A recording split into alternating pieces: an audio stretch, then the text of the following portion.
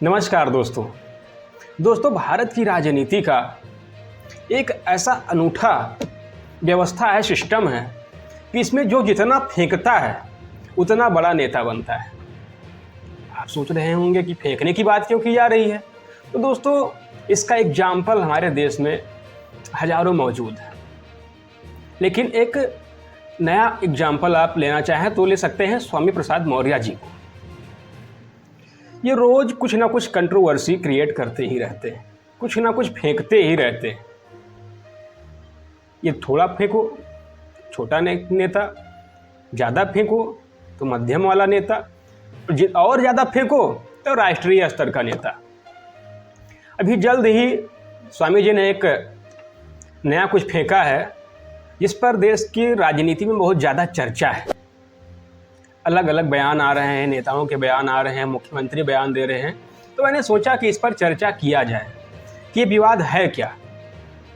दोस्तों विवाद ये है कि अभी हाल ही में जान बापी मस्जिद को लेकर एक मामला चल रहा था, जिस पर डिस्ट्रिक्ट न्यायालय ने ASI सर्वे का आदेश दिया था। सर्वे स्टार्ट होने वाला ही था, तभी मुस्लिम पक्ष सुप्रीम कोर्ट जाता है तो सुप्रीम कोर्ट उस पर स्टे लगा देता है। बीच में एक बड़े बोले नेता कूद कर आते हैं और वो कहते आप यदि हिंदू मंदिरों को खुदवाई करें, नीचे देखें तो वहाँ शायद आपको बौद्ध मठ मिलेगा। कहते हैं ज़्यादा दूर नहीं जाना है, आप बद्रीनाथ धाम जाएंगे, यदि उसकी जांच करेंगे तो वो भी प्राचीन में बौद्ध मठ ही निकलेगा। इतना बयान देते ही देश की राजनीति में बवाल छिड़ गया। दोस्तों यदि हम बात करें बद्रीनाथ धाम की, तो इसकी स्थापना 8वीं शताब्दी में आदि शंकराचार्य जी ने की थी। 4 धाम स्थापित किए, उसी में बद्रीनाथ धाम भी एक प्रमुख हिंदू धर्म का तीर्थ स्थल है। लोगों को बहुत श्रद्धा है, हर वर्ष लाखों लोग भगवान बद्रीनाथ के दर्शन करने के लिए जाते हैं।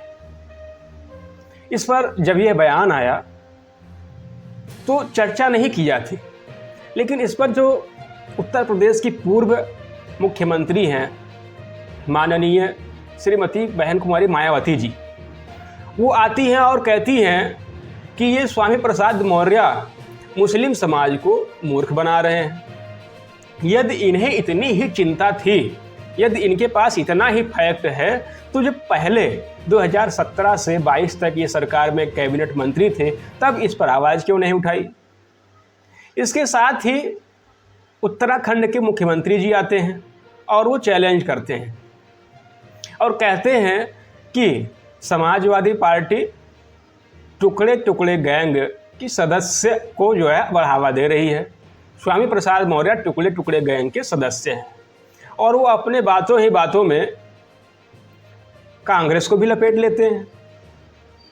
तो कांग्रेस को भी इसी टुकड़े टुकड़े गैंग के सदस्यों का एक हिस्सा, एक पार्ट बता देते हैं। तो दोस्तों स्वामी प्रसाद मौर्य जी का बात ये है कि 2022 चुनाव से पूर्व उन्होंने खुद को नेवला कहा था सांप नेवले की लड़ाई होने वाली है और जीतेगा नेवला ही। तो नेवले, वो तो नेवला नहीं, मैं तो उन्हें नेवला का सरदार बोल रहा हूँ। वो नेवला के सरदार हैं। दोस्तों सरदार साहब इतने ताकतवर थे कि 2022 में जिस विधानसभा चुनाव वो हमेशा लड़ रहे थे, जिस सीट से, उस सीट को छोड़ दिया, दूसरे सीट पर गए।